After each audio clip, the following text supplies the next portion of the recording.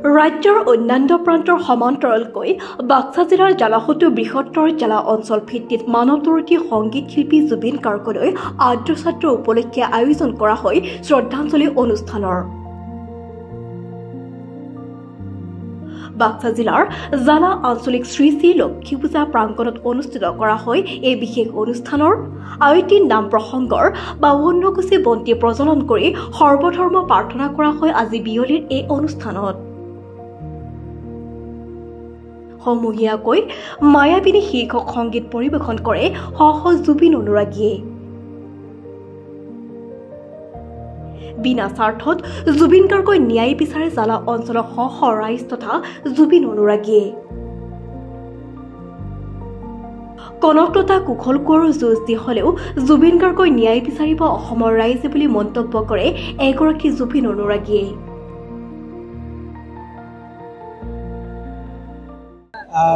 সমগ্ৰ জালাবাসী ৰাইজ সকলো দল সংগঠন লগ হৈ আমি আজি 11 দিনীয়া তেওঁৰ যি মৃত্যুবৰণ কৰা হ'ল তেখেতৰ আত্মাৰ সদ্গতিৰ অৰ্থে আমি ইয়াত সমগ্ৰ জালাবাসী ৰাইজ হৈ আমি ইয়াত একে লগ হৈ আদ্যশ্ৰাদ্ধ অনুষ্ঠানটি আমি আয়োজন কৰিছোঁ।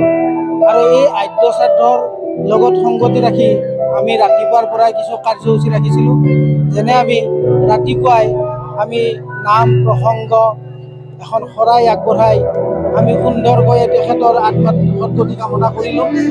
আৰু আজি এই সন্ধিয়া 6 বজাত আমি এক শ্ৰদ্ধাঞ্জলি আয়োজন কৰিছিলোঁ।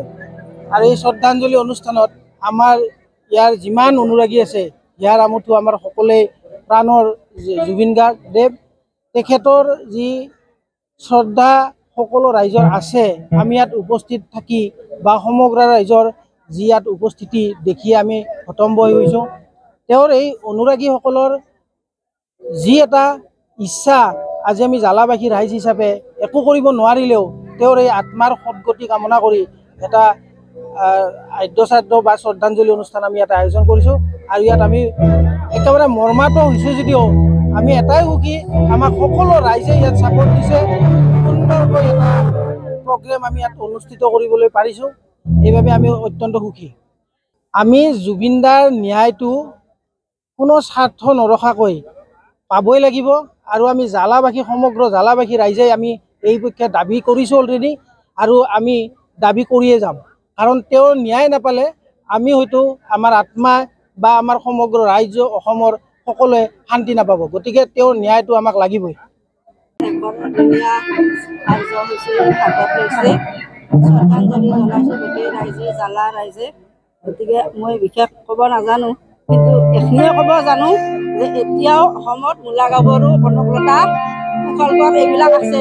গতিকে আমি অসম ৰাইজক, অসম চৰকাৰক আমি সুকীয়াই দিছোঁ যে হেমন্ত বিশ্ব শৰ্মা ডাঙৰীয়াই এইটো শুদ্ধমতে সুবিচাৰ কৰক আৰু ন্যায় দিয়ক। যদি নিদিয়ে আমি আকৌ সেই কুশল কোঁৱৰ, কনকলতা আৰু দেশত জুবিন দাতকৈ মমাই ডাঙৰ নহয় বুলি আমি হাতত দৰকাৰ হ'লে তৰোৱাল হ'লেও আমি সাজু হ'ম, তৰোৱাল লৈ হ'লেও আমি সাজু হ'ম। গতিকে আমি অসম ৰাইজক সুকীয়াই দিছোঁ পুনৰবাৰ যাতে যমুনে ৰাভাৰ দৰে এইবিলাক নকৰে, শুদ্ধ বিচাৰ কৰে। আমাৰ এইটো শুদ্ধ বিচাৰ কৰিবই লাগিব, নহ'লে আমি আকৌ জ্বলি উঠিম আৰু গোটেই অসমখন জ্বলি থাকিব, ন্যায় নোপোৱাকৈ জ্বলিয়ে থাকিব, জ্বলিয়ে থাকিব, জ্বলিয়ে থাকিব।